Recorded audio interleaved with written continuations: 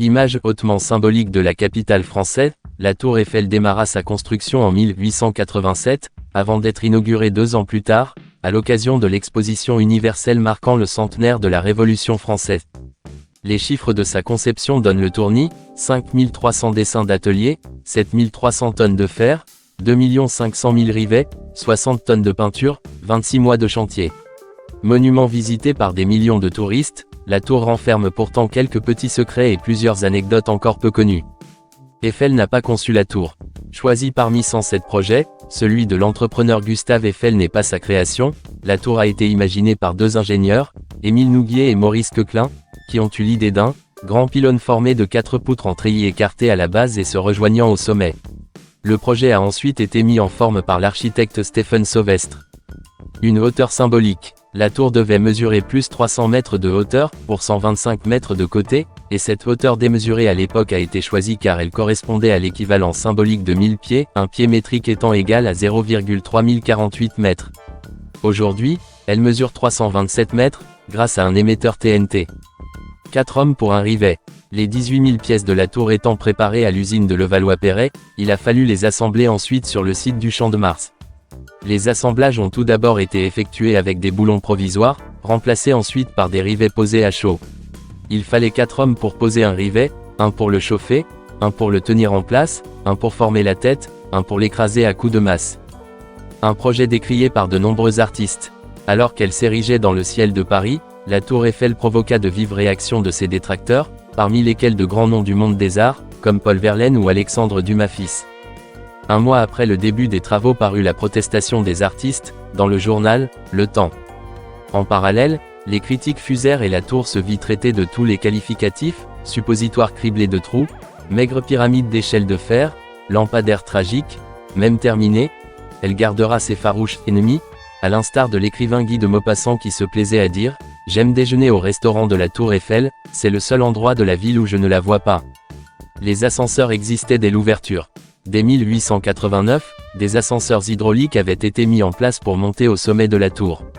Les systèmes ont été remplacés en 1899 dans les piliers et ouest, et bien que rénovés, ils sont toujours en service aujourd'hui. Au total, 5 ascenseurs et monte-charge sont en fonctionnement et parcourent plus de 103 000 km chaque année. Une espérance de vie prolongée. La tour Eiffel ne devait rester en place que 20 ans. Elle fut sauvée de la destruction par des expériences scientifiques liées aux transmissions radio et aux télécommunications. Aujourd'hui encore, le sommet de la tour fait office de relais pour la TNT, télévision numérique terrestre. La tour Eiffel a connu 8 couleurs. Lors de son montage, la tour affichait une couleur, rouge Venise, rapidement recouverte pour son inauguration par un brun rouge. 3 ans plus tard, elle devient ocre brun, avant de passer au jaune en 1899.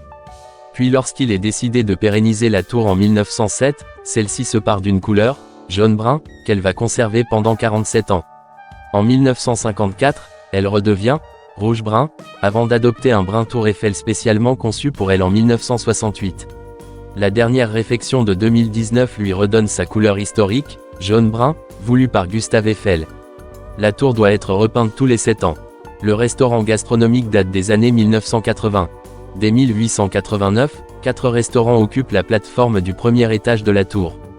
Ils seront progressivement remplacés par 2 établissements dans les années 1930, à nouveau réunis pour former une grande brasserie en 1987. Mais le restaurant du 2e étage ne voit le jour qu'en 1983, baptisé le Jules Verne. Il profite d'un accès par un ascenseur dans le pilier sud, hissant les gastronomes à 125 mètres de hauteur. L'éclairage de la tour ne date pas d'hier. Dès son inauguration en 1889, la tour Eiffel est illuminée par des becs de gaz et un phare bleu-blanc-rouge. Au début du XXe siècle, l'éclairage devient électrique. Puis, des projecteurs sont installés dans plusieurs fosses en 1958. C'est en 1985 que l'éclairage doré, toujours en service, est mis en place dans la structure. Il faudra attendre le 31 décembre 1999 pour découvrir le scintillement de la tour, ainsi que le phare d'une portée de 80 km. La tour scintille désormais pendant 5 minutes, à chaque début d'heure, dès la tombée de la nuit et jusqu'à la fermeture du monument. Tout le système est signé par l'ingénieur éclairagiste Pierre Bidault. Le monument le plus visité au monde.